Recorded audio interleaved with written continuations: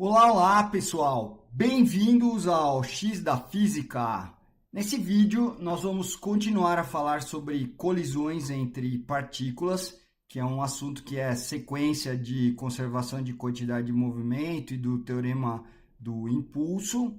E mais especificamente nesse vídeo nós vamos falar sobre colisões oblíquas, que, como nós vimos no vídeo anterior, colisões oblíquas são aquelas em que os movimentos acontecem em direções diferentes antes e depois da colisão.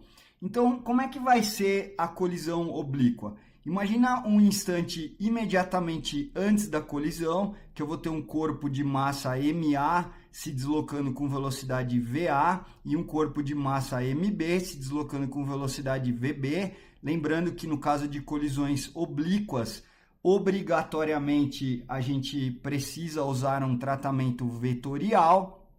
Então, VA é a velocidade vetorial do corpo A, VB é a velocidade vetorial do corpo B. E após a colisão, o que num instante imediatamente após a colisão, o que acontece? O corpo de massa MA se desloca agora com uma velocidade vetorial VA' e o corpo VB se desloca com uma velocidade vetorial VB'. Como é que nós vamos tratar, equacionar essa situação? Então, a primeira coisa é adotar um sistema de eixos perpendiculares, um sistema de eixos ortogonais. Então, a gente pode pegar, por exemplo, um eixo horizontal, que a gente vai chamar de eixo X, e um eixo vertical. Não precisa ser horizontal e vertical, basta dois eixos ortogonais, mas em geral a gente vai usar um horizontal e um vertical. O que a gente vai fazer? Nós vamos decompor a velocidade vetorial VB' e VA', né, admitindo que VA e VB já estão, por exemplo, na direção horizontal, então você não precisa decompor ninguém. Então, quem está fora da direção dos eixos é a velocidade do B final, VB' e o VA'. Então, imagina lá que eles vão ter um ângulo θ, esse aqui com a horizontal e esse aqui um ângulo alfa, ou esse ângulo alfa, tanto faz, eles vão...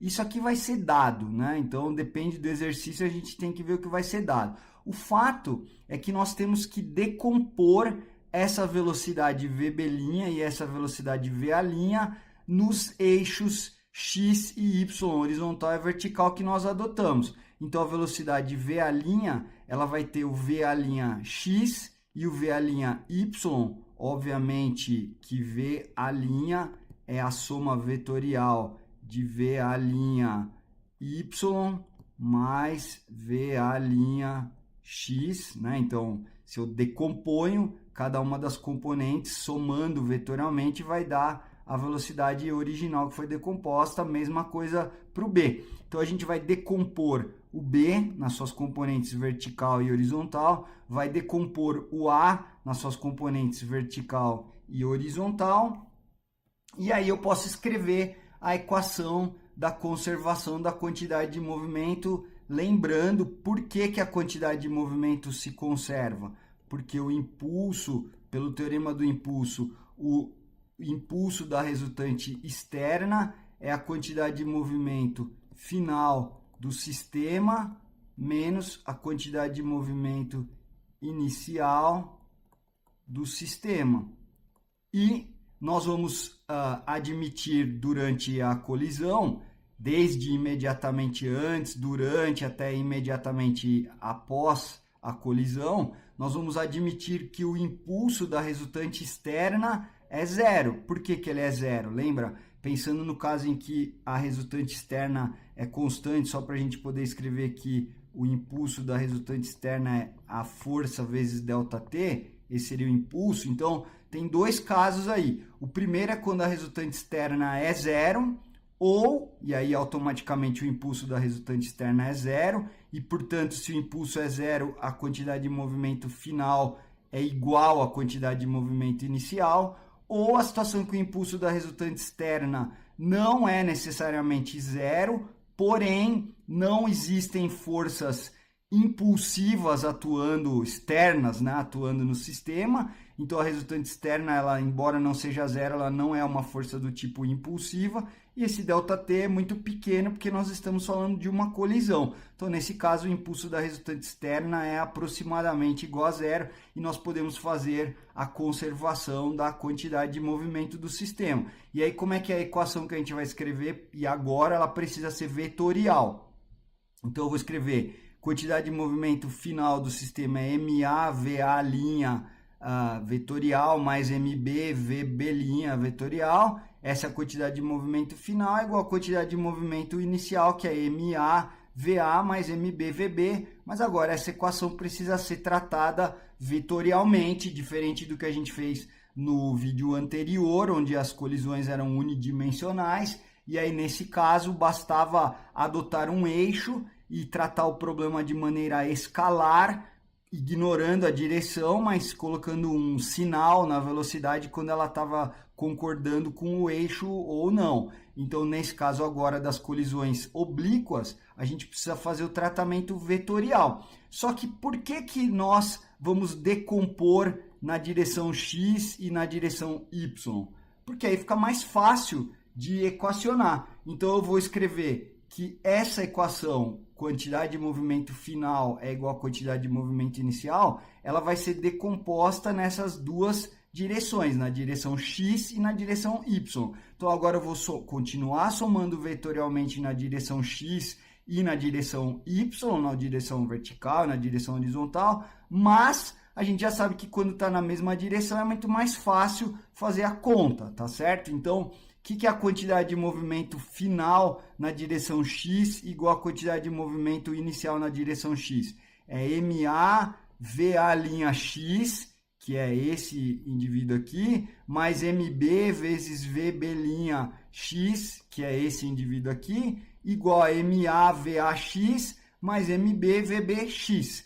Se nós adotarmos o eixo x coincidente com a direção dos movimentos iniciais aqui de A e B, então VA e VB já estão na direção x, por exemplo, então não preciso decompor. Se eu adotar eixos x e y, que tanto as velocidades iniciais quanto as velocidades finais não estão alinhadas com os eixos, aí eu preciso fazer a decomposição na direção x e na direção y de todas as velocidades, tanto as finais quanto as iniciais. Nesse caso aqui, que eu estou representando aqui no desenho, veja que o A e o B, inicialmente, as velocidades já estão coincidentes com a direção horizontal. E da mesma forma, eu vou escrever a quantidade de movimento final do sistema na direção vertical, y, é igual à quantidade de movimento inicial na direção y, na direção vertical. Então, eu vou ter MA, VA'(y), quem é VA'(y) é esse cara aqui, mais MB, VB'(y), que é esse cara aqui, igual a MA, VA'y, mais MB, VB'y, que nesse caso, veja que nós não temos ninguém se movimentando aqui inicialmente na direção y, então nesse exemplo inicial, isso aqui seria zero.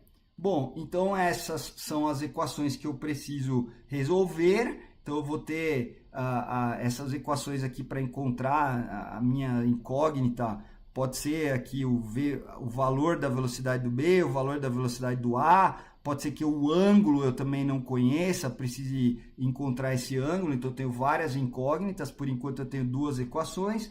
E uma outra equação que pode existir é se a colisão for perfeitamente elástica. Se ela for perfeitamente elástica, existe conservação da energia cinética, e se ela for parcialmente elástica ou parcialmente inelástica, então, nesse caso, a energia cinética vai ser dissipada, a energia cinética final é menor do que a inicial. Então, se for uma colisão perfeitamente elástica, vale a igualdade. Se for uma colisão onde não é perfeitamente elástica, é parcialmente inelástica ou parcialmente elástica, tanto faz como você fale, aí a energia cinética vai se dissipar, só que eu não vou ter uma equação. Então, para eu ter mais uma equação, precisaria ser o caso da energia cinética se conservar, a colisão ser perfeitamente elástica. Mas o fato é, a energia cinética final é MaVA' sobre 2 mais MbVB' sobre 2,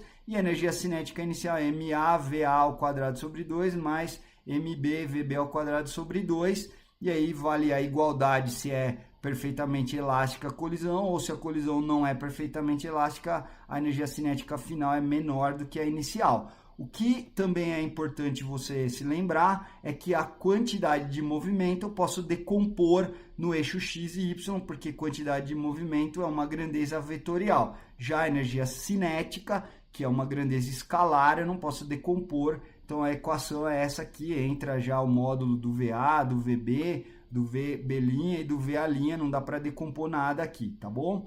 Então aí, nesse caso, eu vou ter como incógnitas VB', o valor de VB', de VA' é o módulo de VB', VA', pode ser que tenha o ângulo também, e aí eu vou ter que lidar com essas equações que eu tenho, o exercício vai ter que me dar mais alguma coisa para eu poder conseguir resolver. Bom, pessoal, é isso. Eu espero que você veja os exercícios resolvidos no livro, veja a teoria se você quiser mais detalhes no livro, e também espero que você treine fazendo os exercícios que estão lá propostos no livro, só assim que você vai poder realmente aprender profundamente esse assunto, tá bom? Então eu espero encontrar você no próximo vídeo, onde nós vamos começar um assunto novo. Um abraço e até lá!